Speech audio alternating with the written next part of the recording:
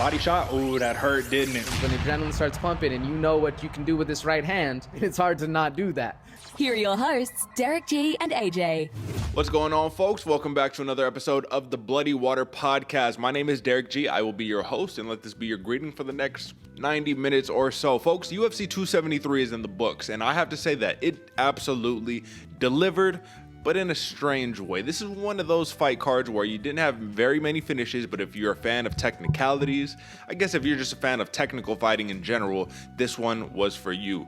And by the time that the Alexander Volkanovski Korean zombie fight rolled around, I was done. I had nothing left, but we're going to talk about it in just one moment. First off, let me bring in my co-host, the New Mexico native, the Santa Fe bomber, AJ, brother. What is happening with you, man? Right off the bat, let's do the recap, brother. You won the week, man. It was close. Maybe a couple robberies in there, I don't know, but you won the week, brother. You are on top, 43-22.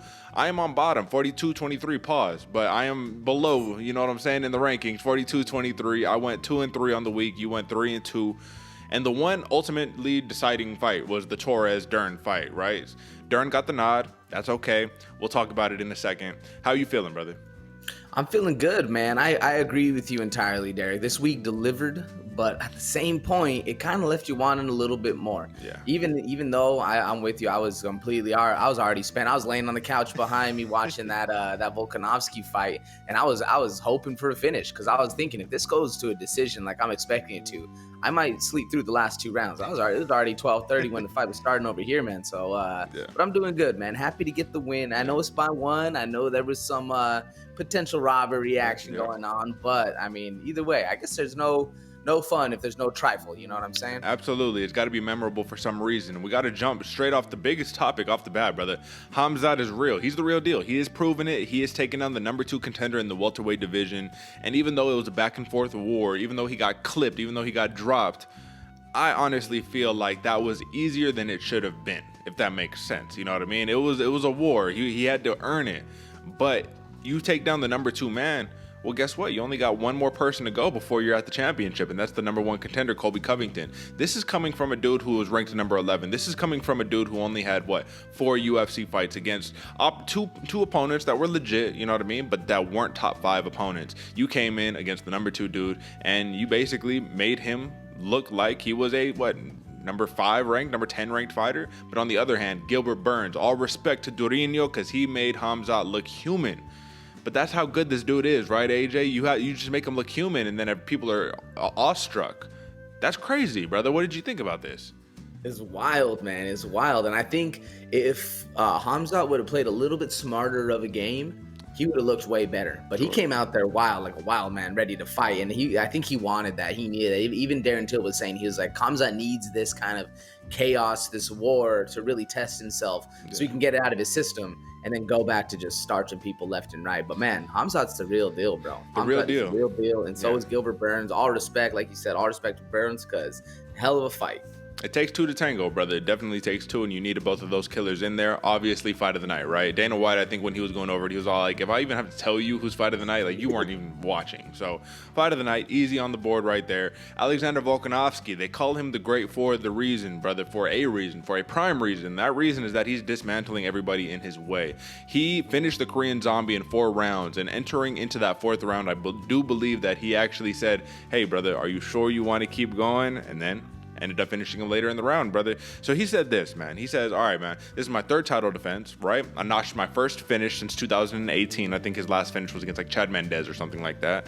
I basically need to fight Max Holloway because once I put that in the book, it looks like we're moving up. I think we need to see what 155 has to offer because I'm clearly levels above the 145-pound division. That's tough talk, brother. And I feel like if he is out of the title picture, then Max Holloway is clearly the champion once again. But then again, does Holloway get the shot? Does Donald Allen get the shot? Brother, we're going to talk about all of that in a moment. Let's save it for the actual breakdown, but that is what is to come. In other news, folks, before we jump into the rest of the stuff, I do have to note, Kay Hansen, right, the former Invicta standout. AJ, man, this was early on the card. She gets another chance, right, against Petr Rodriguez, fighter out of Venezuela. And it was a back-and-forth fight. It was a competitive fight, man. Rodriguez was undefeated for what that matters. Kay Hansen, I mean, her record has slid pretty roughly since she entered the UFC. and she drops another one, brother. So this is concerning to me because my question to you is that she came in around the same time as the not really Macy Barber, but I'd say Miranda Maverick, right? This is kind of like that same time where we had a couple of these like female fighters that were coming in and were poised to make a name, coming in from the Invictas, coming in from all of these regional promotions and whatnot. This might be it for her, brother. She was very highly touted. Do you see, but she's young, bro. She's 22. Do you think you see a UFC comeback for her in the future? Oh, man, it's rough because she's had a real rough slide, Hansen, man. And I was actually a big fan. I was rooting for the fight, but it's just a rough one because she just hasn't stepped up to the plate.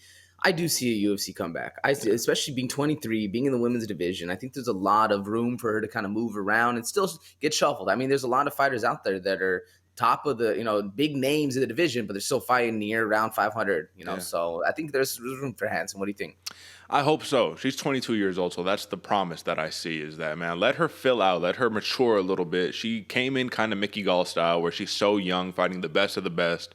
All right, maybe you have to come back at 25. You're rejuvenated, you know what I mean? Filled out in your body. You're not having these weight cut issues or anything like that. So just wanted to touch on that. Raquel Pennington, brother, Rocky, she stepped in on short notice, and she got the job done against Aspen Ladd, man. Aspen Ladd looked like she was in a little bit of disbelief, but I am proud to say she did make the weight, man. So that's what I was concerned about. Ultimately, she moves to second on the all-time wins list in the UFC women bantamweight division behind only Amanda Nunes, who is the leader with 11, brother. It's hard to sit there and say that Raquel Pennington gets the praise and the applause that she absolutely should get, that she deserves, man. To me, she feels a little bit like Vinc Pichel, who is such a standout, but never gets the recognition for it. She says she wants to fight Sarah McMahon next for the title eliminator, right, to fight Juliana Pena after the Pena-Nunes rematch. But ultimately, man, respect for Raquel Pennington, right? I mean, let's really put some respect on her name.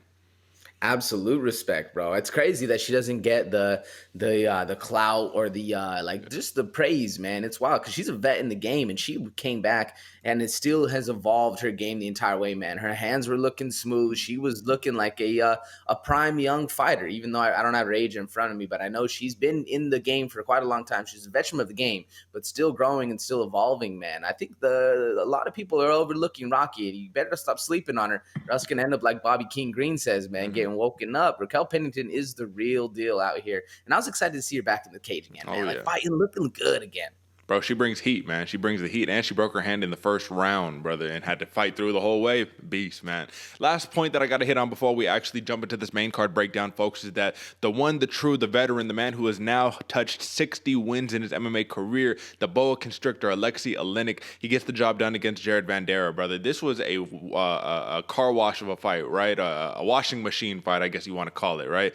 One person here, one person there. First, Alexei Oleinik got his back taken. I'm like, oh my God, Vanderaa is about to choke out Oleinik. Next thing you know, he goes through the progressions. He takes his back. He gets the choke, man. It was a beautiful thing to watch. The whole entire point that we have here is that the man now moves to second most submission wins in UFC heavyweight history. Records were broken tonight. Alexei Oleinik, man, never count the man out. The dude is like 45 years old, and he just notched his 60th win, man. I think he has 47 career submissions. It's ridiculous, my man. Is there going to be anybody who is a better submission specialist in the heavyweight division that we will ever come across that is not named Alexei Oleinik? No, man. It is the way he gets it done too. Nonetheless, this dude have mad submissions, but he will put his head out there and let you smack it and headbutt it. And like it's mind blowing that you can go against a guy like Jared Vanderaa and not get knocked out. Excuse me.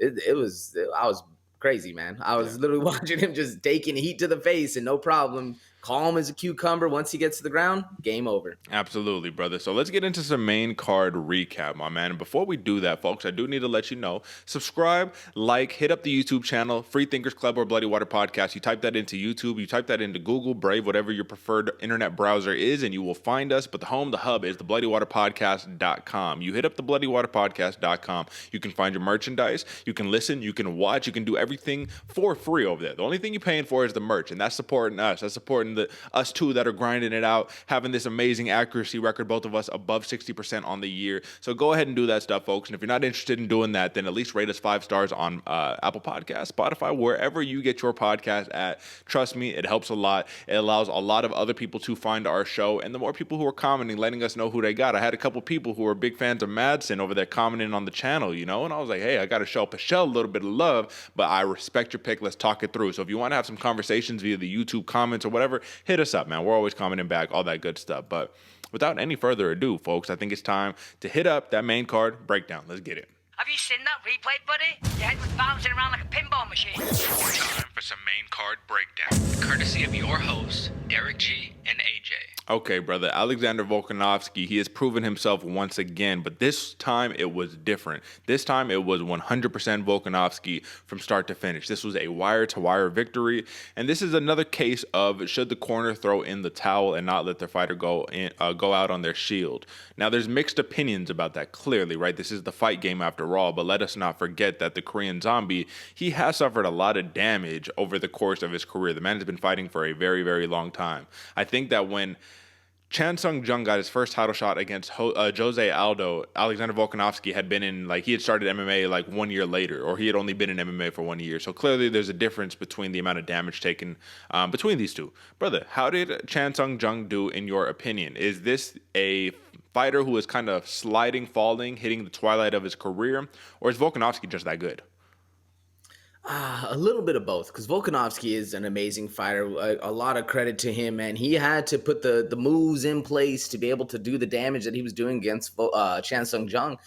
But at the same point, the style of Jung, really, to me, this is a fight that proves that you can't be having that marauder style for years and years and years and continue to hope to find success by letting people be the Homer Simpson of the UFC, as I think it was Jane Vick once said. But either way, you can't just be taking shots to the face and expect, okay, this dude's going to tire himself out by punching me in the face, and I'm going to will of attrition him all the way through and just keep it going, winning that route. It just can't be done. So as much as Volkanovski is an amazing fighter and very, very talented, especially in the ground game or the hands and feet and all that, I think he was just fighting the perfect opponent to be able to highlight his reel. You know what I'm saying? Highlight the aspects that he's really, really good at, not have to worry about takedowns, submissions, or anything like that. He's really the one pushing the gas the entire time, taking in control, and then Korean Zombie's just sitting there, very little head movement, getting battered up the entire time, and then goes back to his corner and says, yeah, I'm good to go. I can keep fighting.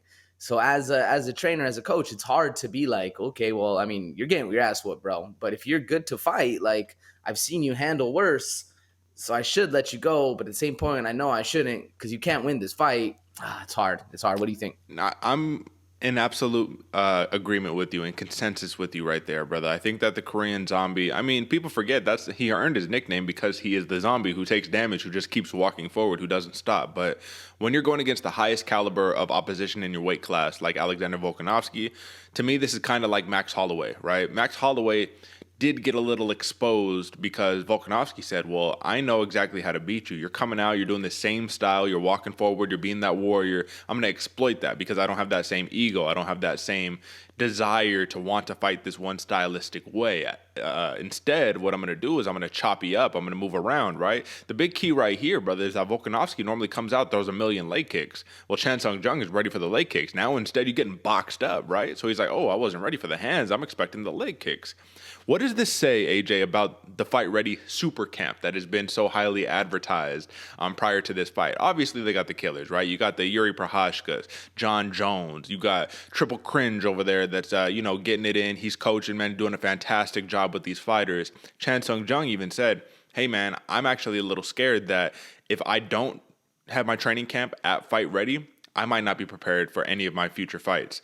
But then you just get smashed in 4 rounds by Volkanovski here. Obviously, adjustments need to be made. Clearly, what happens in camp isn't always going to translate to what happens in the octagon, but does this knock Fight Ready at all? Does this knock Henry Cejudo, who I feel like they were just all so confident, especially after Davison Figueiredo got the win over Brandon Moreno in their last fight? What do you think? It knocks it a little bit. Yeah. I mean, not so much. I mean, only really in the fact that they can't be as boisterous to me anymore. You know what I'm saying? Like Henry was going on, man. He's still rocking the gold, the protector. The headgear, the protection unit. He's still rocking that. So it just maybe knocks it a little bit in the fact that you can't be that boisterous about going forward. I don't think Chan Sung Jung was at Fight Ready that long. I know he had an 8-week preparation for the camp, but if you're only there 8 weeks, you're not learning all there is to learn about wrestling and jiu-jitsu and all that stuff. So if he's there for a short time, I think really in the fight, he just reverted back to what he knew. So it doesn't knock fight ready as much as possible to me, but a little bit of shade being thrown. You know what I'm saying? Yeah, no, absolutely, man. I mean, clearly it's not up to par with the camp that Volkanovski's having. But either way, man, it was a fun fight. It was not very competitive to me. In a weird way, AJ, and I don't even want to say this, but this fight, given the placement on the card, the last bout of the night, this felt the most inconsequential. You know what I mean? It felt like there was nothing really on the line, even though the title was on the line. I mean, Volkanovski was in such control. I was like, all right, this is more or less of a meaningless fight. Now, in the grand scheme of things, in revisionist history, years down the road, how are we going to view this demolition win over the Korean Zombie in maybe 6 years, 8 years, you know what I mean? Like when you see Holloway destroyed all these people, when he beat Jose Aldo multiple times and all that good stuff, right? I mean, Volkanovski's, his fight against Brian Ortega, I think that proved a lot more to the fans about what kind of fighter he is. His 2 fights with Max Holloway proved that. This fight, though, even though it was the most dominant, where is this going in the history books in terms of his memoriam, his career history? What do you think? Yeah, no disrespect here, Derick, but I think this one's gonna get forgotten about. Oh, sheesh. This one's gonna be one of those ones where it's like, oh yeah, he did fight Chan Sung Jung, huh? Yeah, he put him out. But there's just so many other fights that he's had, like you said, the Brian Ortega. That one's gonna be one of his most memorable fights. The back and forth with Holloway, whether you think he won or he lost. I think those are gonna always be talking points of Volkanovski's career. But like I said, no disrespect to either of these fighters. I just feel like this is one of those ones that stylistically was set up so well that a lot of people are going to forget about that. I mean, and there's so many fights that, a lot of people are going to forget about a lot of people's fights. But this one in particular, to me, didn't hold up to the caliber of fighters that these two normally are. You know what I'm saying? Yeah. Like it flew a little under the radar for me. What do you think? Yeah, I'd have to agree with you. I don't want to necessarily say forgotten because, like I said, this was his first finish since 2018. So it's got to hold some type of some caliber of merit right there. You know what I mean? People are going to remember it for that reason. This was the most dominant we've ever seen Alexander Volkanovski. But then again, tailor-made matchup, man. And matchups, our styles make fights. That's what it comes down to. Big win by Alexander Volkanovski. And we'll talk a little bit later, but we'll see if he moves up to 155 pounds or if he fights Holloway. That's going to be big news right there. Now, AJ, man, get ready to eat some humble pie, brother, because we have to say, and still, right? Is that what we're calling it? I thought it was weird because Bruce Buffer said, and now the unified champion. And I guess, yeah, you're unifying the belt because you had interim champion and regular champ. I don't know. I think this should have been the first title defense. I mean, what do you make? Aljamain Sterling, and still he gets the split decision nod. But should this? Let's not even be biased. This should have been the first title defense, correct? It should have been. He technically was a champ by all rules and on paper, 100%. It should have been a title defense, yeah. And regardless of that or not, the people now have said, all right, brother, you did it the right way. Even Joe Rogan said it. All right, man, you got the nod and you got it the right way. But even still, there's some controversy, brother, because even though you got it the right way, even though the judges on paper scored this in favor of Aljamain Sterling via a split decision, when the company, the company and the president of the company themselves discredit you after the fight by saying, yeah, I don't know, I had it 3-2 Yan. I think that the judges screwed up there. Are you really the champion, brother? I mean, I feel like there is no love for Aljamain Sterling. He showed, though. Let's be honest, brother, because I had my reservations. He did what he did to Corey Sandhagen, to Petr Yan, and I was not expecting that, man. He put the backpack on him. He controlled him for 2 rounds, and nobody in the history of mixed martial arts has ever done that to Petr Yan. Nobody has done it. So that's kind of the big thing right here. He is the real deal, clearly, through and through. Did he get whooped on in those last 2 rounds? Absolutely. If it was a fight to the death, would he have won? I don't think so. But that's not the point. We're talking about a 5-round fight, and on technicalities, the judges saw 3 of those 5 rounds going in favor of Sterling. So what do you make of this entire situation, my man? He proved it, but did he really prove it? Talk to me. What do you think? I had it 3-2 Yan, and I definitely did not have a 10-8 scored in whether it's the second or the third round, whichever one it was. And at the same point, like, yes, did Aljo get things going and do a lot better in the fight? 100%. He almost, I agree with you to a point. He almost did what he did to Corey Sandhagen, except without the finish. Yeah. Sure, he put the backpack on him. He was rolling around, had a ton of control, like 7-8 minutes of control time. But at the same point, didn't really do anything. Yan wasn't in danger, man. He was defending the entire time. He always had the hands pulled down. Sure, the body triangle was engaged the entire time, and Yan wasn't able to flip his hips and get to an advantageous position. But there wasn't ever really anything dangerous about it. You know what I'm saying? Like he wasn't in deep on a chin or on a neck or anything like that. So I didn't have the disparaging points at that point. You know, I at the end of this fight, I was thinking if this goes to a draw, okay, I can see it. Like I can see where somebody would give him the 10-8, but for sure, Petr Yan won the last. You know, at least for me, the first, the fourth, and the fifth. That's where I can kind of see it come in. A lot of people, I'm glad you pulled it up, Derick. A lot of people had it scored for Sterling, which kind of makes me want to go back and watch that first round because to me, this fight was won in the first round. Aljo, second, third, Yan, fourth and fifth. What happened in that first round? You know, maybe it was just a little unsure, a little shaky. Maybe nothing was absolutely solidly determined. So that's where I can see that a lot of these coming in. You can see on the screen, folks, a lot of these are going to Sterling. A lot of them are draws and very few to Petr Yan. So we might have to go back and actually watch it because might have been something a little biasy on my side as a Yan fan was watching. But either way, got to give credit to Aljo because he did do what nobody else has ever done and made Yan go to a spot that he's never been in before, which does get you points, does score you points. It does get you points, but this was the theme of the night, right? This is on par with the Marco Madsen fight. This is on par with the Dern Torres fight. It's like sometimes you get takedowns and the judges are like, well, you didn't do anything, so it doesn't count. And sometimes you get a takedown and they're like, oh, you didn't do anything, but that counts for a lot. And it's just so inconsistent. And I think that the reason why is the same point that I have to hit on, that I hit on a few weeks ago or a few months ago, brother, where I said, okay, the UFC is back to traveling. We're going to different commissions. We're hitting to different states. And what do you know? Since we're not in Vegas every single fight, now you're seeing some wacky scoring and wacky criteria in each and every different state that just views it differently, right? Texas might view it one way, Florida might view it one way, California one way, and Nevada one way. So that's the tough part about the travel, brother, is that you're getting just a bunch of different criteria. But then again, we're going to go back to that webpage, right? For those who are listening, we'll talk you through it, right? You have Sal D'Amato, Chris Lee, and Alicio Rodriguez. Now, the one person who gave the fight to Yan was actually Chris Lee, who was an experienced referee, right? This is not some just random. Like Rodriguez, I would say would be the one out of these three that has the least amount of like popularity, experience, something like that. But either way, Sal D'Amato gave Sterling's round 1 through 3.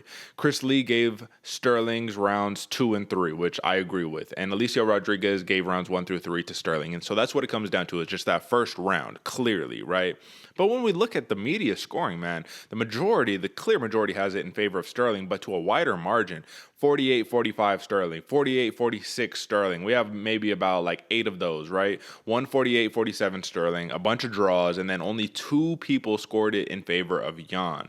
So that means to me that a lot of people truly are banking on that second round being a 10-8.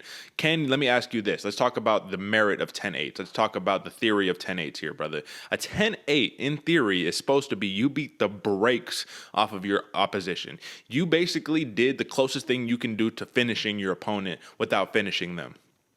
And you can argue that Aljamain Sterling did that. You can argue that Aljamain Sterling had the backpack on him and had him in so much trouble that Petr Yan could only defend. He can only sit there and just try to hold his neck, make sure he doesn't get his neck snatched up for the span of about 3 minutes. You can argue that, right? But on the same hand, aside from a potential submission happening, similarly to Mackenzie Dern to Tecia Torres, well, you didn't submit him. So does it count? I don't know if that would count as a 10-8 in my opinion. So I didn't score it as a 10-8. But can you at least understand or be compassionate to a judge giving a 10-8, or do you just see that as ludicrous? No, I'm compassionate to the 10-8. Like I was saying, at the end of the fight, I was like, okay, if this goes into a draw, I can see it. Strictly because if there's a 10-8 being scored, I didn't have it that way. I'm in agreement with you, Derick. I think a 10-8 by rules is you did all but finishing the man. You know, you did everything you could. You were so dominant, you just didn't quite get the finish. Something like a there's a lot of reasons out there. I was thinking of even the Brian Ortega when Brian Ortega had Alexander Volkanovski in deep on that submission.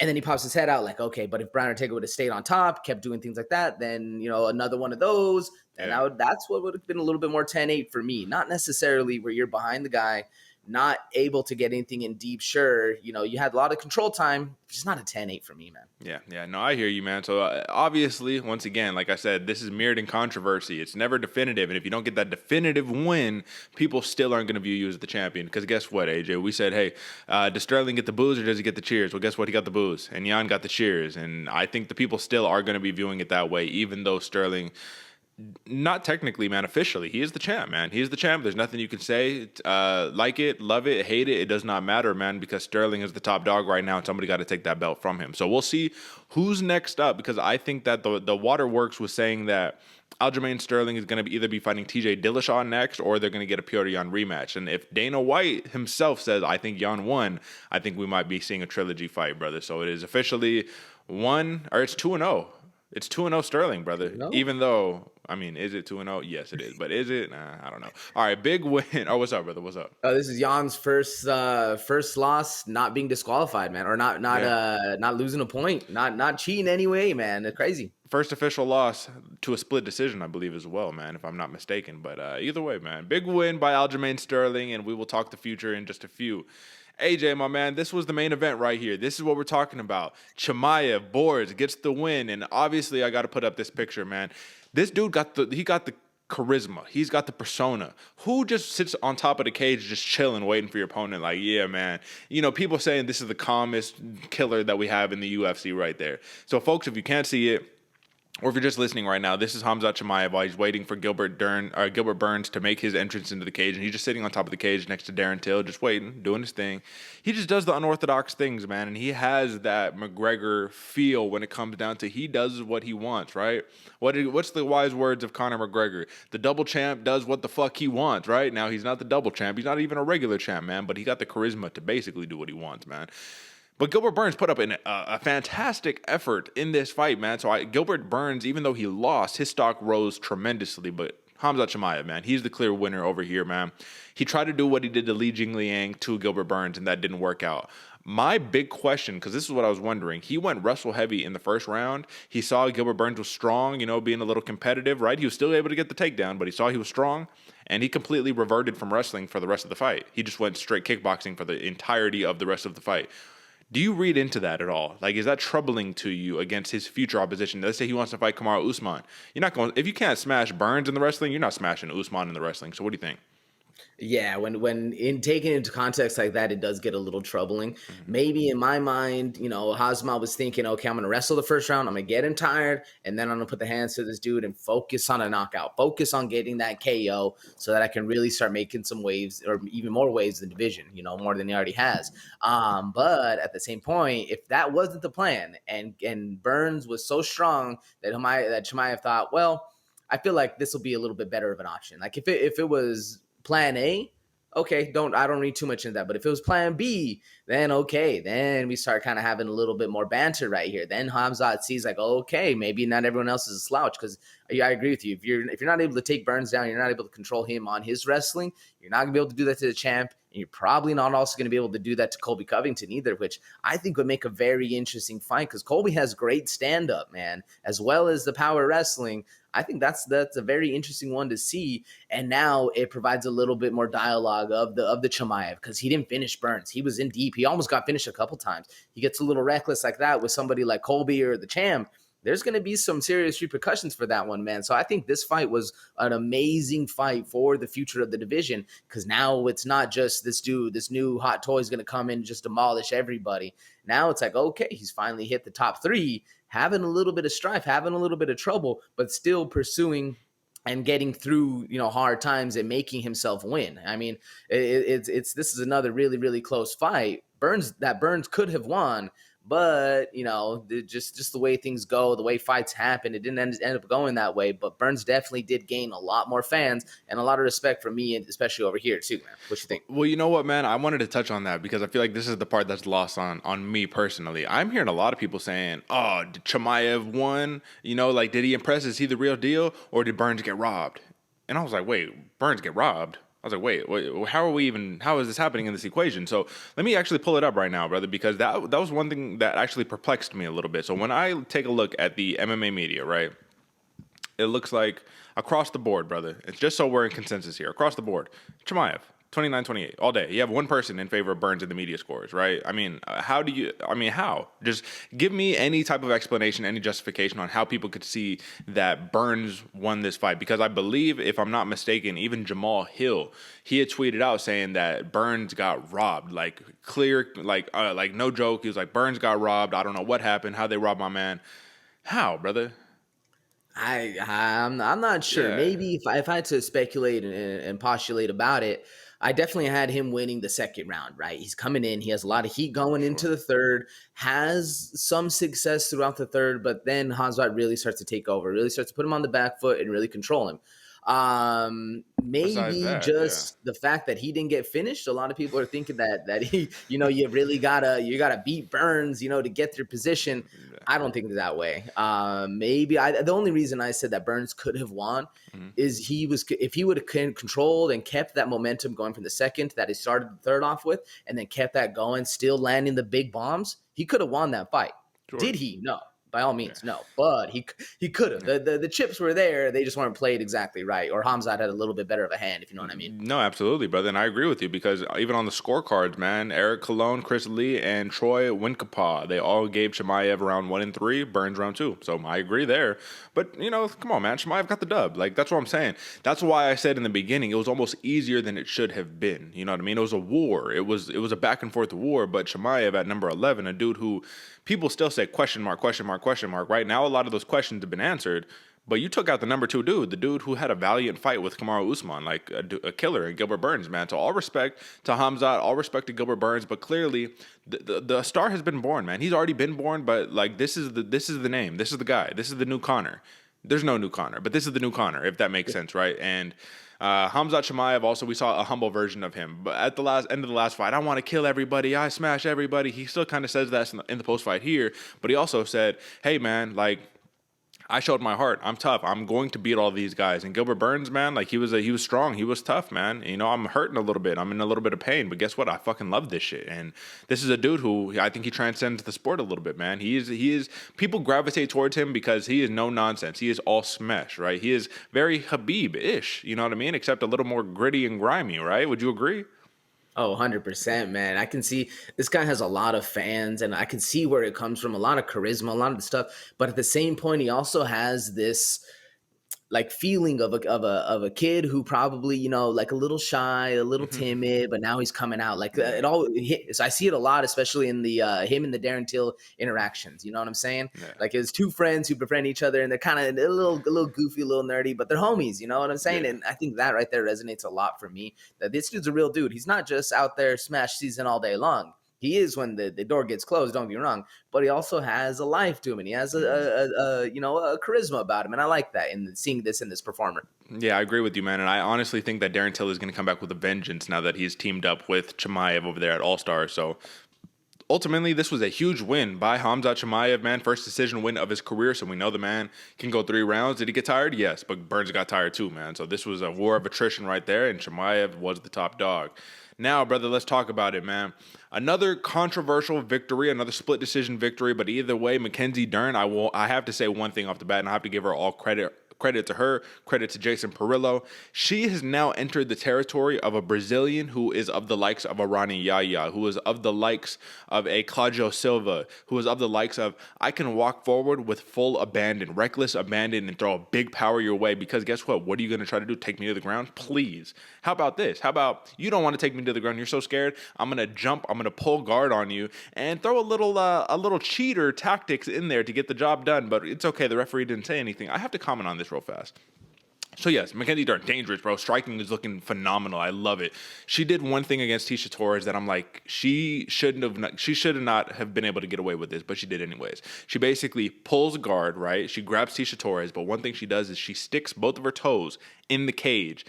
Has basically a can opener, right? Double overs, has on the back of Tecia Torres' head, and then uses it to kind of start adjusting to get the body lock on her, to get the body triangle, right?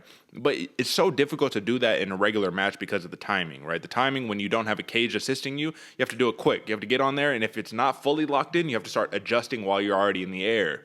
But in this situation, she had plenty of time to stick those toes right in the cage, adjust the hips, get over, attack the Kimura. And I was like, all right, bro, I love the jiu-jitsu. Mackenzie Dern, you're awesome, but also you got away with one. And I'm going to be watching next time. Just like fingers, you shouldn't be able to put toes in the cage either.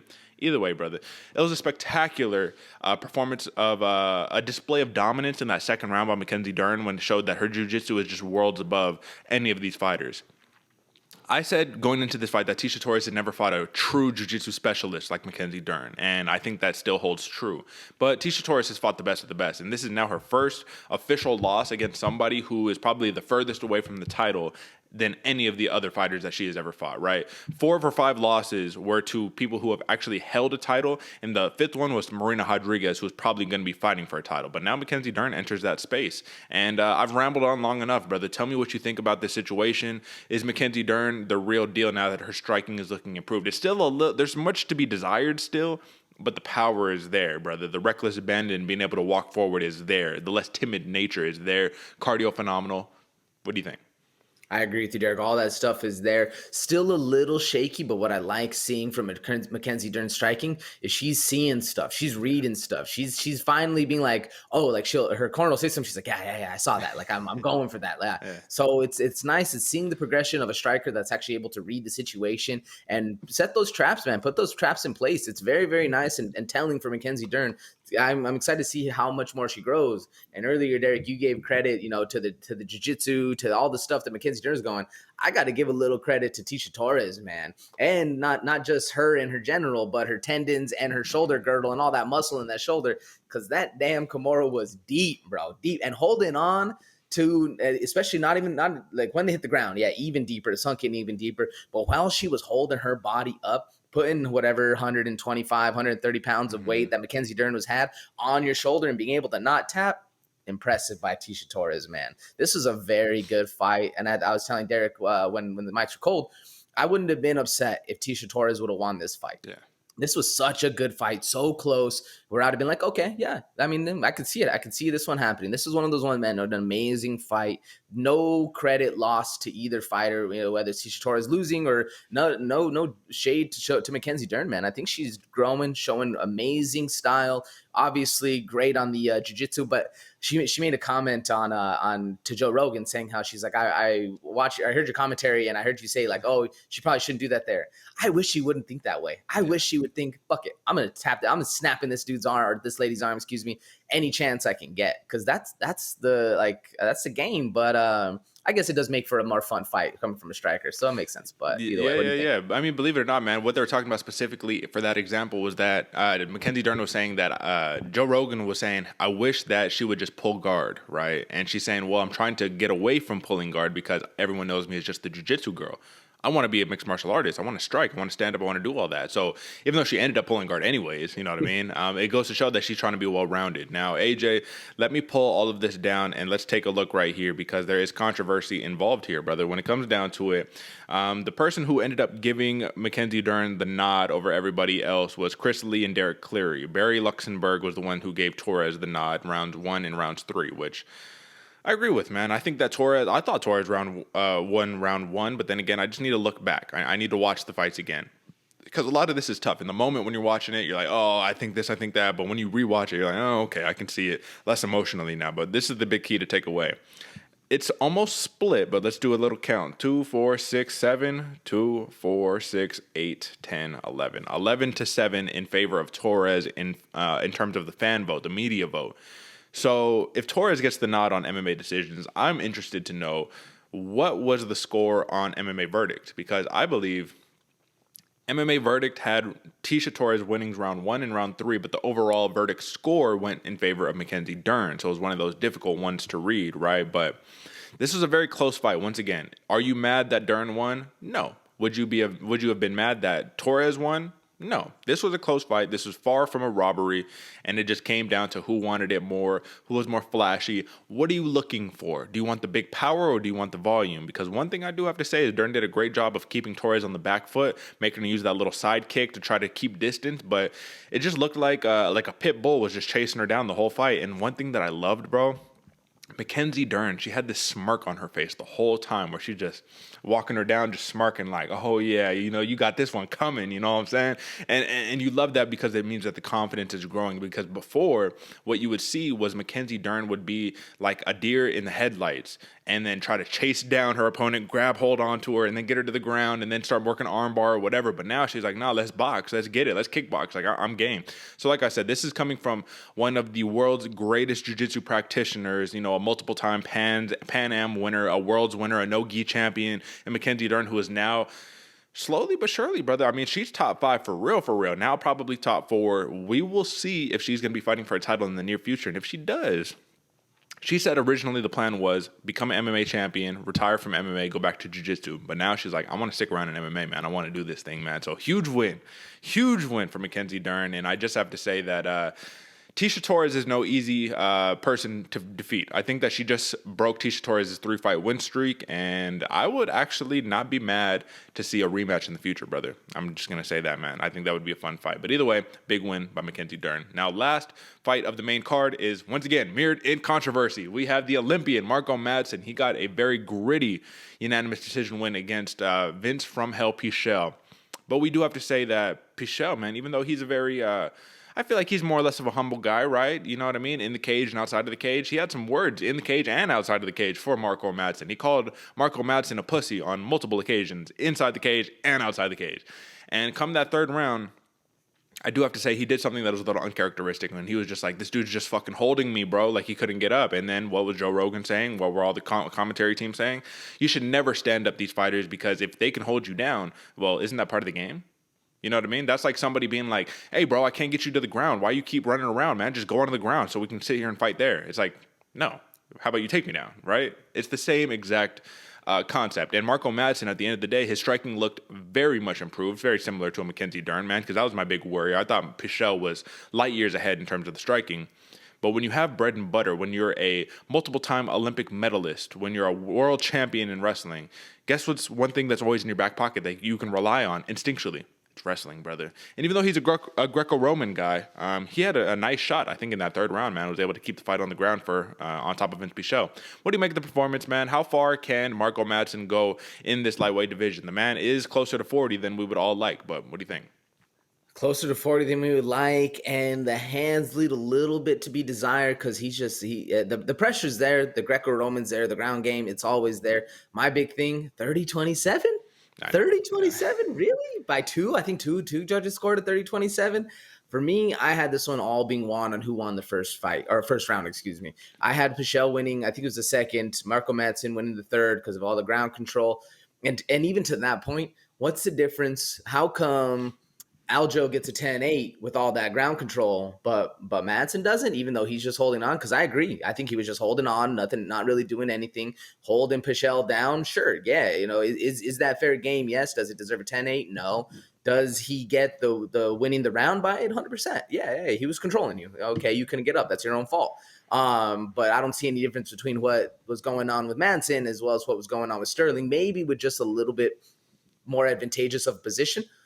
Depends on which way you think, because Madsen had the top, Sterling had the back. I don't know, man. To me, it's just a little shaky of decision-making, or shaky of judging, excuse me, where, I mean, Madsen, he got taken down for the first time. And to me, if you take down an Olympian, that's kind of scores a little bit more points right there, man. And Pichel even went for a couple more takedowns after that, like to prove a point. Like, oh, it wasn't just a fluke. I'm getting you down again. Probably to his detriment, probably to him being able to get grabbed and then put down himself. But at the same point, I don't know, man. Did you see a 30-27, Derick? Absolutely not even remotely close. Because Vinc Pichel, he was kind of, how would you say this? What's the right words to say?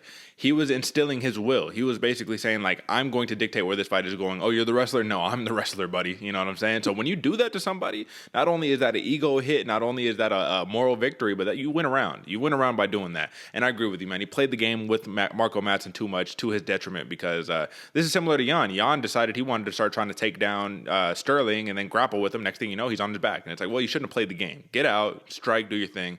Either way, man, aside from a Kevin Holland-ish moral victory when Kevin Holland took down Derick Brunson, there's not much to say, man. Marco Madsen, he got the win. I saw it 29-28, and when you go to MMA decisions, man, you have about 15 other media scores that scored 29-28 in favor of Madsen. Not a single one for Pichel.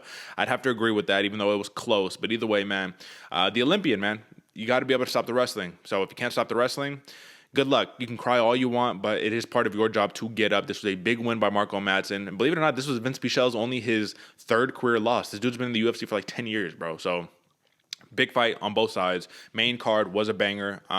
This was, like I said, it delivered, but it didn't deliver in its own weird way, man. But at the end of the day, I don't have much to say on this other than Marco Madsen got a big nod, man. So shout out to him. Shout out to the win. And let's move on to a little bit of a prelim pour-over, shall we?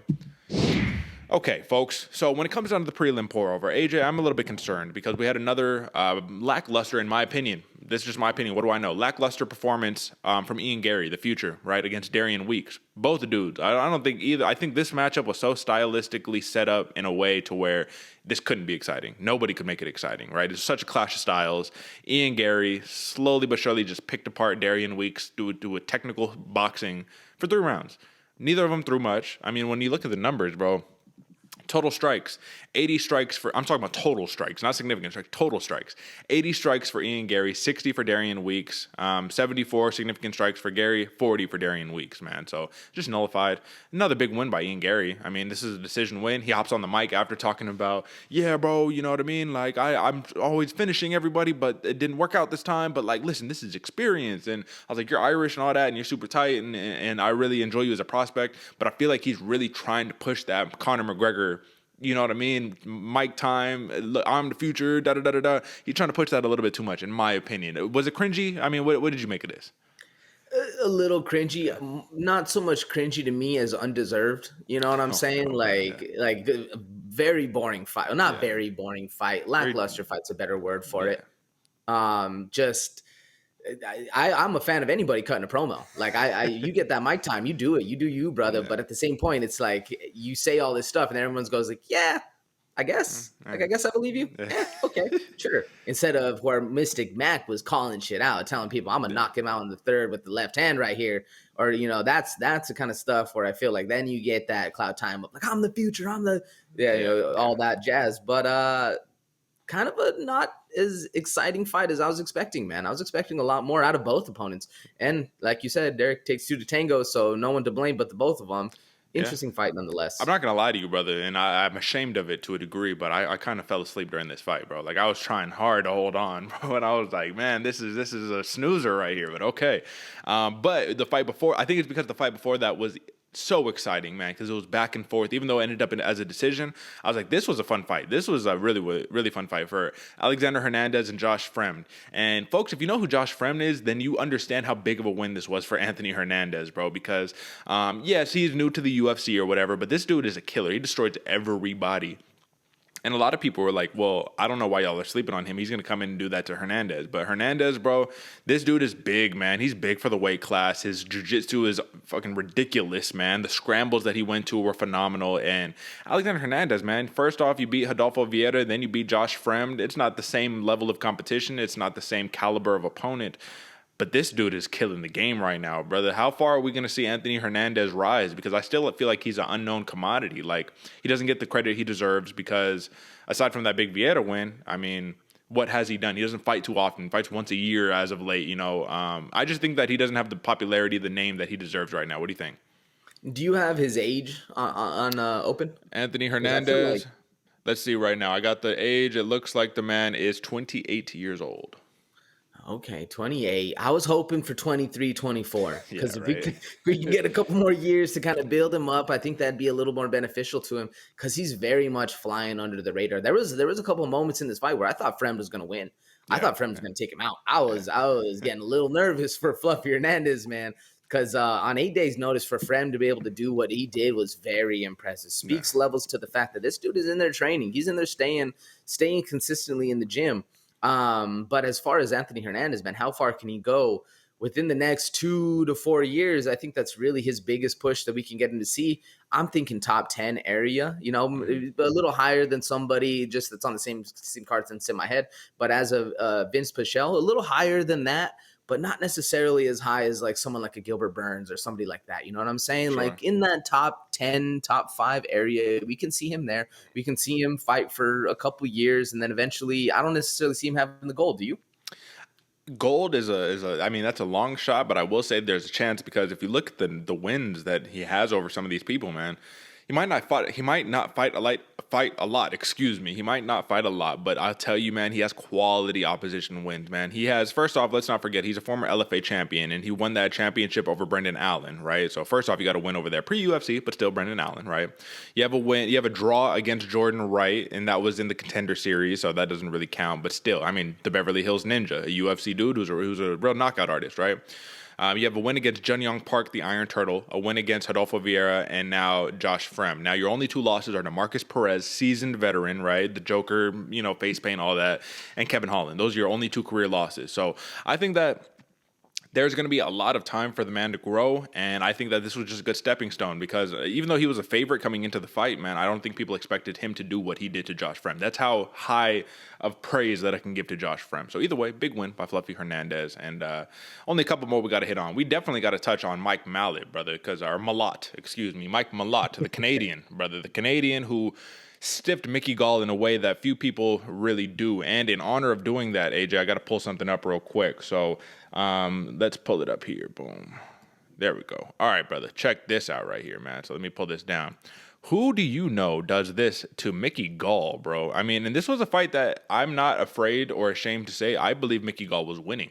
I thought Mickey Gall was starting to handle it. He bloodied up Mike Malott. That blood that Mike Malott is touching on, that's his own blood, by the way. That's not Mickey Gall's blood. So let's just put that out there. But what did Mickey Gall do?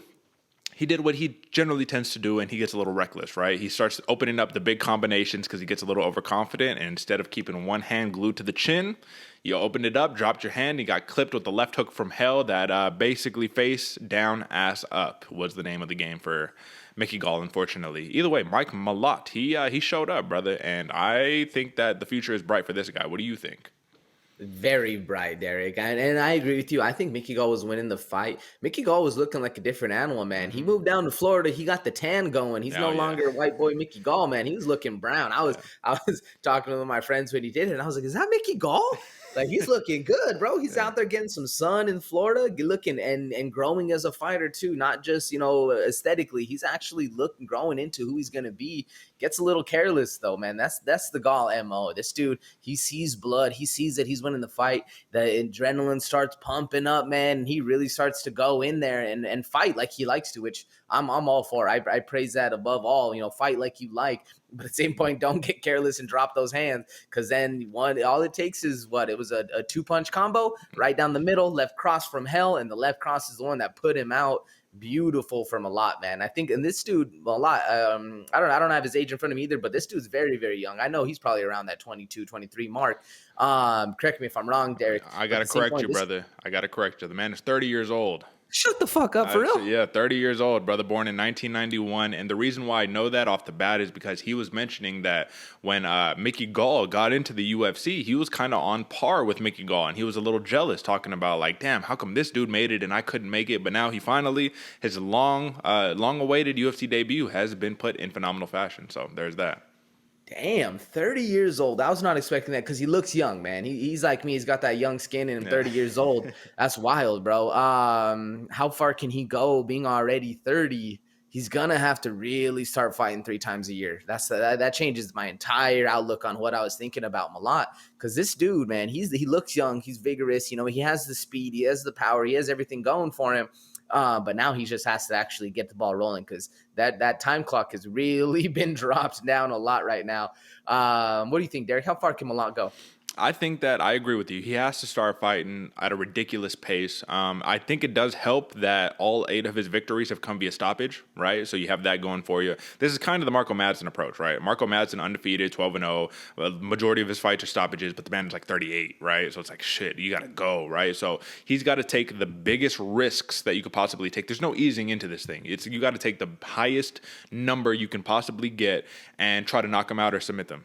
if you get the decisions and you start going decision fest, man, I don't know how far the future is going to go for him. But right now, if in the welterweight division as well, man, I think I could see him getting up to that top 15, brother, in the span of maybe 3 to 4 years if he puts on a phenomenal pace and ridiculous outcomes. But you drop 1 or 2, and that I mean, you know, puts a complete wrench in your plan. So either way, Mike Malott, man, welcome to the big show. He's been ready for it, brother. He's been ready for it. And I'm sad that I doubted him because I'm not sad because Mickey Gall was winning the fight, brother. I thought Mickey Gall's experience would just be a little bit too much, man, in the UFC specifically. But either way, big win by Mike Malott. Got a shout out, man. The only other fight, we're not going to go over it, man, but it was a big win. Julio Arce got the win over Daniel Santos, man. That was a fun fight. We already talked about Kay Hansen. We already talked about Raquel Pennington, all that fun stuff. So that is your prelim pour-over, folks. If you like the segment, drop a like, subscribe, all the fun stuff, man. Let the people know about the show. Share the show with your friends. Hit us up on Twitter or on Instagram. Instagram at Bloody Water Podcast and on Twitter at Bloody Water Pod. And you know what time it is now. It's time for a little bit of a ranking review, brother. And today we're going to talk about a very popular weight class, but this is going to be a little unconventional, something like that. We need to talk about Petr Yan, brother, in the bantamweight division. And I know that you could sit here and say, well, what is there to talk about, man? Clearly, he's the number one contender, right? Like, clearly, through and through by far. But we need to talk about the UFC landscape right now because Petr Yan, no longer the interim champion. I don't know if the UFC will take him down to number 1, put him down to number 2, put him down to number 3. I honestly don't know where they're going to go with him. But I do know that when we are looking at it right now, so when I pull this up, here we go. So, brother, it looks like the UFC consensus rankings has Petr Yan obviously interim champ, right, going into the fight. I did too, you did too. But what I want to look at is the surrounding landscape around that number 1, number 2, number 3 that we need to ask ourselves now. Can Yan definitively defeat these individuals, right? So Jose Aldo, I think we know the answer to that, right? He already beat him once. He actually finished him in the first round, or in the 5th round of their interim title fight or their vacant title fight, whatever. He got the job done there. Boom. TJ Dillashaw, though, right, is rumored to be the next guy up for the title. Now the dude is still battling through lingering injuries and recovering and all that, so that's something to take into consideration. Now the other names of note that are going to be important for this weight class are Rob Font, Corey Sandhagen, and Merab Dvalishvili. I think those are the only names right now. And if you actually look at the consensus rankings, those are the next guys up. For us, it's a little bit different. We got a couple other names sprinkled in there. But the question becomes, Petr Yan, yeah, you couldn't get past Aljamain Sterling, even though we think that he did. But on paper, you didn't get past him. If they make him fight a Corey Sandhagen again or a Rob Font because you want someone fresh, you don't want to beat the dude you already just beat, but it was a very close fight between him and Sandhagen. I would love to see a rematch. Do you think that he'd be able to get past definitively a Rob Font or a Merab Dvalishvili given the set of circumstances they're currently under right now? I think the Font fight might be a little easier just stylistically. Not easier in the sense that it's like he's going to be an easier opponent, just stylistically. Font with the hands, Jan's used to that. Jan's used to seeing that Ortega Muay Thai all the time. You know, everybody's got hands, so he's not too concerned about that. The one that gives me a little pause is the machine man, Merab Dvalishvili. I'm pretty sure they train together, though. I could be wrong right there. I think they train together. It could have been somebody else I was watching on the embedded series, but either way, if they do or if they don't, and Merab comes in and starts really putting the pressure, the ground game on Petr Yan, that's really where the trouble for me starts to lie, man. Because if he wasn't able to get away from Aljo, he's not going to be able to get away from the machine as well. And they're different kind of grappling and different kind of wrestling. So I could see where the difference might be able to come into play. But at the same point, you got the machine on top of you. This dude has cardio for days. So that one to me is a little bit harder of a battle. I think the Rob Font can probably be a little more reminiscent of the Corey Sandhagen fight. Mm-hmm. But what do you think? Which one gives him a little harder time?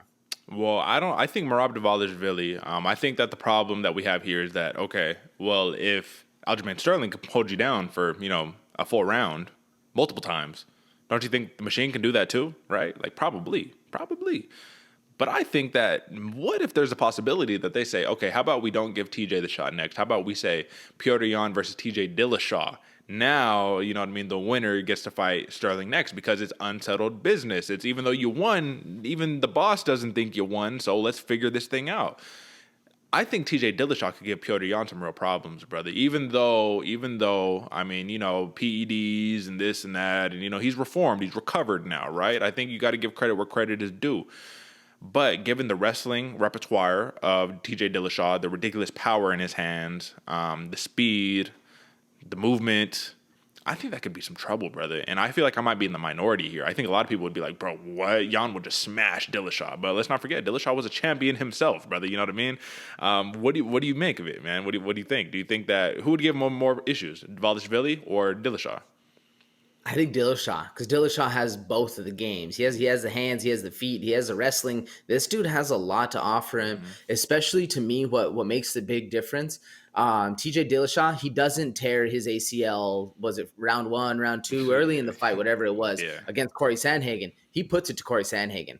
He's having a torn ACL in the middle of the fight, and he still does what he did to Corey Sandhagen. Yeah. Bro, that's a hell of a fighter right there. TJ Dillashaw, he gets a lot of heat, but this dude is a real deal, and I think he makes the way harder fight for Petr Yan going forward, especially if he comes in healthy. He's full 100%. He has the striking, he has the speed, he has the ground game. He doesn't have to worry about getting taken down or even put on the back foot. Because I think a lot of the times, a lot of people want to be or get pressured into being on that back foot against Yan, where Dillashaw's not going to be doing that, man. Dillashaw's going to be bouncing around in and out, maintaining a good ebb and flow the entire time as these two are fighting.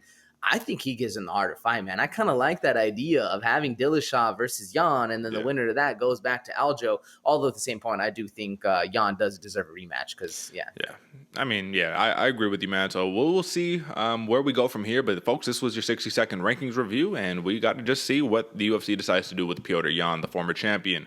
Maybe soon to be champion in the future. I don't know. We will see. But, all right, folks. Now it's time to hit a little bit of Fighter of the Night, a segment that is individual to this program. Let's get it, folks. Right now, there is not a man in this planet that can stop me inside this octagon. The celebration is more work than the fight.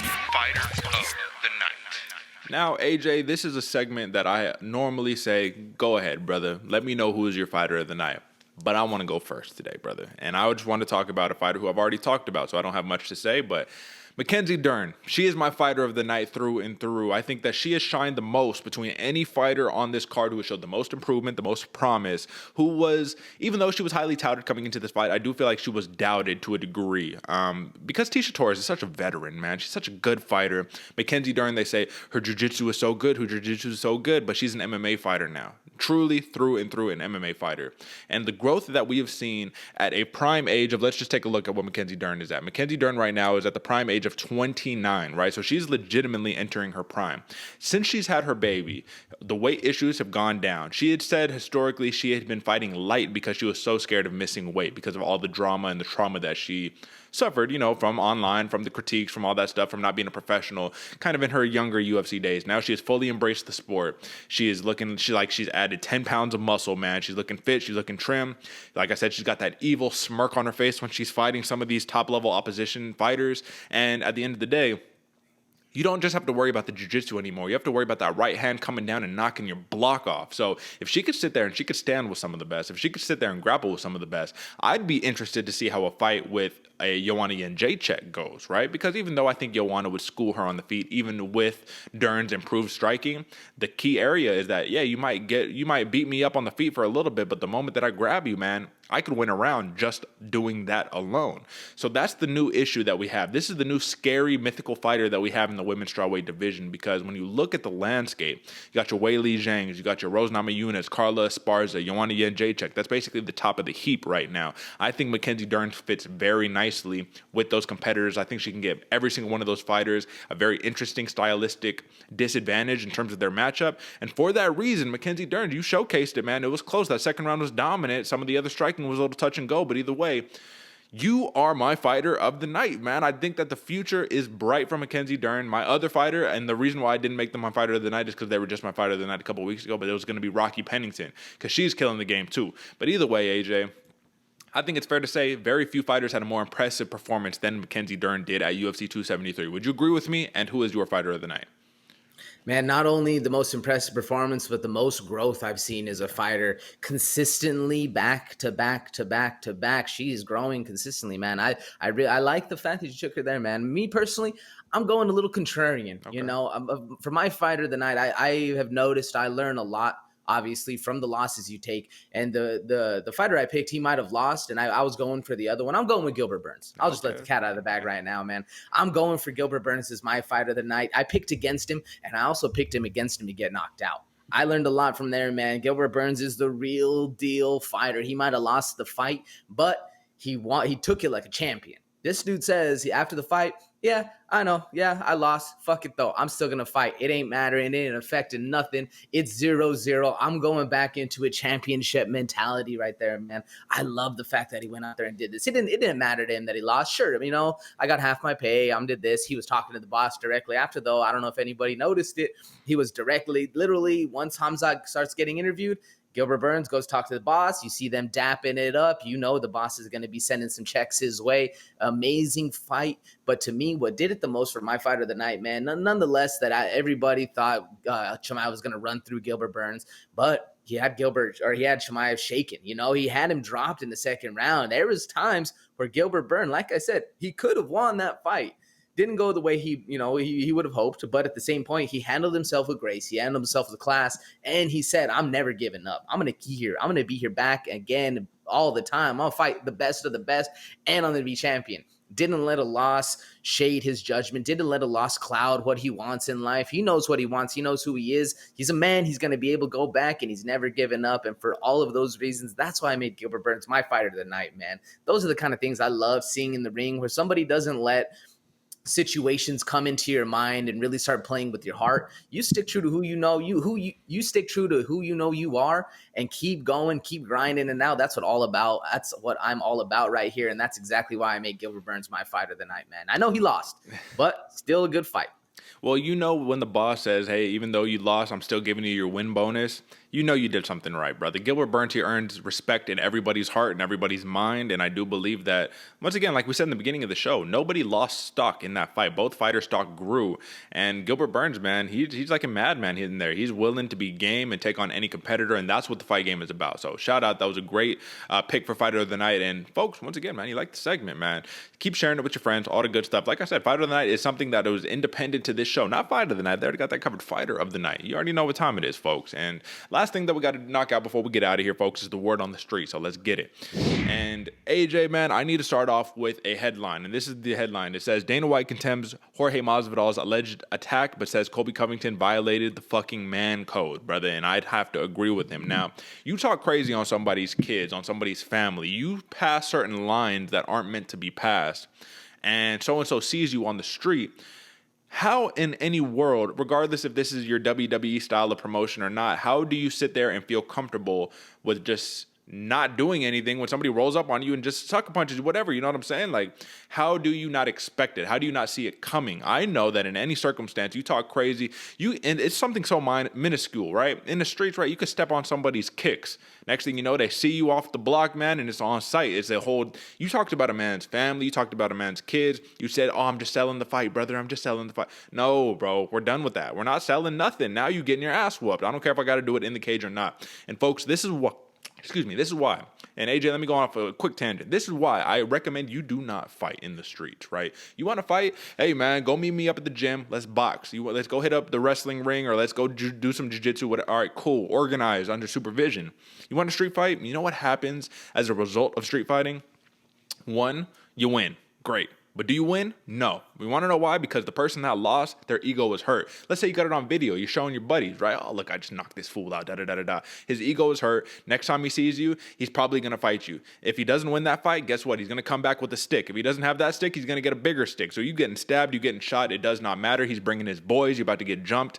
The thing is when you lose, man, you are going to come back with a vengeance until you win, and it doesn't matter how you have to get it done. So with that being said, AJ, I know that on one hand, we're a proponent of getting the job done, right? We're a proponent of saying like, hey, handle your business out there in the streets, but also be ready for the consequences. That is what I'm saying here. Be ready for somebody to come up in a mask and a hoodie, sucker punch the shit out of you, and then be like, what's up, brother? Now let's scrap. Be ready for it. Don't sit there and be surprised. You asked for this. You got into this life. Be ready for it. What do you have to say about this?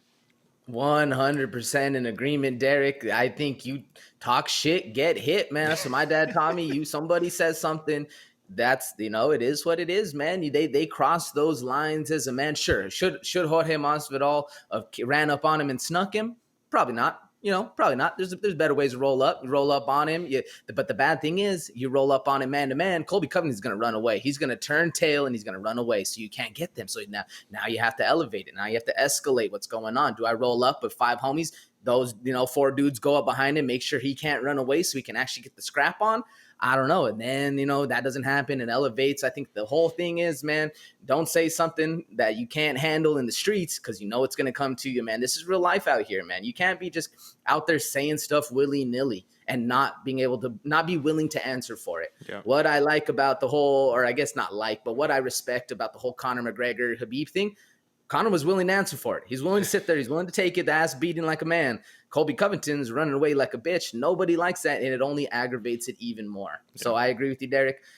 For every action, there's a consequence. Good or bad, how it happens, it's up to you, but you still got to handle your business as a man. Yeah, brother. And they say, what is that physics, right? For every action, there's an equal and opposite reaction. Well, this one might have been a little unproportional, but either way, I just wanted to say this is what Dana White said. He said, if you're talking about people's families and you're walking out of a restaurant, you better be ready for a guy like Jorge Masvidal to run up on you, White said. I mean, is anybody shocked? He talks shit about his kids and his wife. You think he's not going to do that? Of course he's going to do that. And that's the point right there. It's just like, of course. Like, what else could you expect? You can only do this for so long before so-and-so says, like, you think that this dude wants to go home to his kids and be like, yeah, this dude was talking shit about you and your mom and all that good stuff. There's nothing I can do about it. Sorry, son. Fuck that, bro. You're like, dude, you're talking about my kids. You've basically, this is when a man can't sleep at night. When you're like, I'm only festering on how am I going to get this man back? And revenge is a scary thing, but listen, man, it was what it was. Next thing that got up here, AJ. I thought this was a little interesting, brother, and I'm actually just going to pull up the article. So, Professional Fighters League, the PFL Challenger Series event, flagged for suspicious betting activity after the league said the fights were pre-taped, brother. So, the gist on this, more or less, is that basically for this Challenger Series, which is kind of like a contender series for the UFC, but for the PFL, they're just kind of like minor league series. Basically, sports books saw this fight and they were allowing live betting on this, right? Regular betting just like any other fight. But what the PFL failed to disclose at the time was that these fights were pre-taped, right? So you can pre-tape your fight, know who's going to win, and then be like, oh, odds are up. Okay, let me make stupid money because I already know what's going to happen. Now, obviously, this is a big deal, brother. And even though on the surface, it might not seem like it's a big deal, this basically jeopardizes the credibility of the PFL, of mixed martial arts in general. Are these fights fixed? Are these fights, you know what I mean? Are we handicapping it a little bit? Like, what is going on with the schemy business? And the last thing that we need as a sport, right? Because we're huge combat sports fans, MMA fans.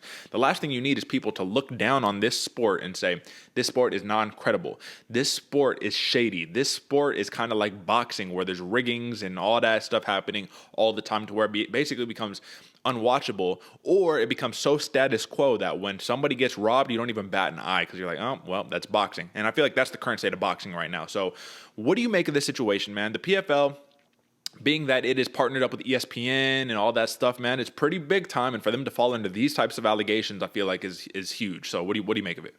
Huge. Not good either, man. This is not good for the sport, not good for the PFL, and really starts to kind of tarnish like the good graces about this. This is the ultimate sport to me, man. There's something about being able to go in with just your hands, your feet, and your will, and go in there and scrap, and then allowing other people to be able to be like, I think this guy's gonna get it done, man. I think he's my guy. I'm gonna put some money on him. Now you're kind of tarnishing that a little bit, man, especially at such a big level. Like you said, they're partnered up with ESPN. That's huge, man. If we could ever get an ESPN partnership, you bet your ass I ain't doing anything suspicious like that to get us thrown out, man. So it's wild that they're willing to bet that a little bit. And all it took was one person saying like, oh, hey, by the way, these are, before any bets get laid out, these are all pre-taped. So just FYI, like that's all it took. One, just say something. It'd been all good. But now you do a little shady business. Man, it's sad to see. Sad to see. Yeah, brother. And ultimately what it comes down to is that you just don't want to tarnish the sport, right? You don't want to take it back to human cockfighting and weirdness and, you know what I mean? Like smokers, throwing money in a basement, you know what I mean? And you don't want to turn it into that, man. This is a beautiful sport and we need to recognize it for what it is. But that was a big deal and I just wanted to point on that. And the last thing that I have before we get out of here, AJ, this is just the headline and I just wanted to make a quick remark on it. We don't even need to go into it. But Juliana Pena basically said to Kayla Harrison after Kayla Harrison signed a big-time contract with the PFL, good luck making a career off of beating tomato cans. That's it. That's the headline. And to a degree, we've already had this discussion multiple times, right? Do you take the money and say, I'll just beat up on average level fighters to make stupid, ridiculous generational money? Yeah, maybe. Why not? Fuck it. You know what I mean? But if you want your legacy to be I am the best, you can't have both, right? You can't have your cake and eat it too. So I think that Juliana Pena is ruffling the feathers because she's just ultimately saying, I want to fight you. That's the money fight, right? I'm the real money fight. Come fight me. But if you're Kayla Harrison, man, even though disregard what anybody says, she probably made the right move, right? Like, let's be honest here. Oh, yeah, probably. I mean, like you said, Derick, generational wealth, man. That's what we're all trying to achieve right here, man. At the end of the day, your ego can only buy you so much, and it's maybe the free stuff that somebody says, oh, I'm a big fan.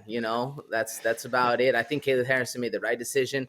Cash that bag, get that check, keep it rolling, and especially if you're fighting cans, you're not losing your mental cognition. You know what I'm saying? You go out there and take 3 from Juliana Pena, you're going to have a little stutter going to you. Yeah, absolutely, man. So I think she made the right decision. But once again, if she wants to sit there and be like, I am the best, you cannot definitively say that because there's no logic to that argument. You can say you're the best paid. I respect that. You know what I mean? I respect that all day, but you can't say you're the best. Yeah, you're a dominant judoka, you're a dominant MMA fighter. But if you never tested yourself against the Amanda Nunez's, the Kayla Harrisons, or not the Kayla Harrison, the Juliana Pena's, not much we can say. So through and through, folks, that is your word on the street, okay?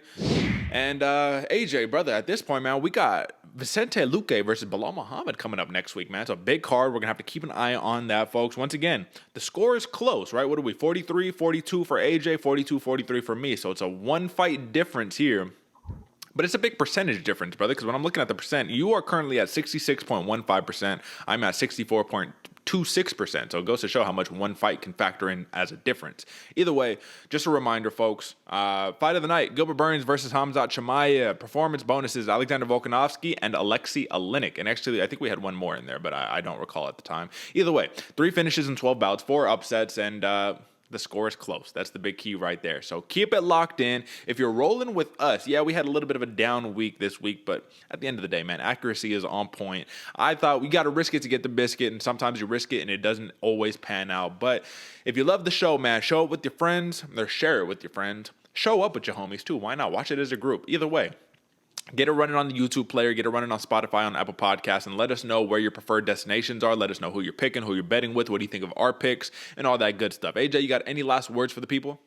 Woo, make sure you pick up your merch too, man. Yeah. BloodyWaterPodcast.com is the hub. Go check it out. There's links everywhere, man. Go check out our rankings. You got rankings of your own. You think there's a fighter better out there? For sure. Let us know. Let us know in the comments, man. It's the biggest thing. Just share it with your friends. It helps us out hugely. We appreciate all of you doing it. There's a lot going on, man. You better be part of the movement. That's Absolutely. about it. Absolutely, brother. And then we just looking at it, man. We got all types of stuff for you. Get you a hoodie. It's summertime approaching, man. So we might want to go into t-shirts and all that stuff, man. Those props. Come on, brother. We got everything for you. We got mugs. We got shirts. Come on, brother. Look, we got a tote bag. Get your tote bag, man. Why not? Get your tote bag. All that good stuff, man. But either way, you can find all this stuff at bloodywaterpodcast.com. So once again, just to remind you, hit up bloodywaterpodcast.com. You can check out the new episode. You can listen. You can watch. But if you just go to the far top right corner, hit the merchandise tab, and you are right there. You got apparel, accessories, drinkware, the whole entire 9. You know what time it is. And folks, we have kept you for too long. That is it for us. We will be back on Friday with a new post show for UFC Vegas 51. Headed back to Vegas, baby. You love to see it. All right, folks, that's it for us. And until next time, peace.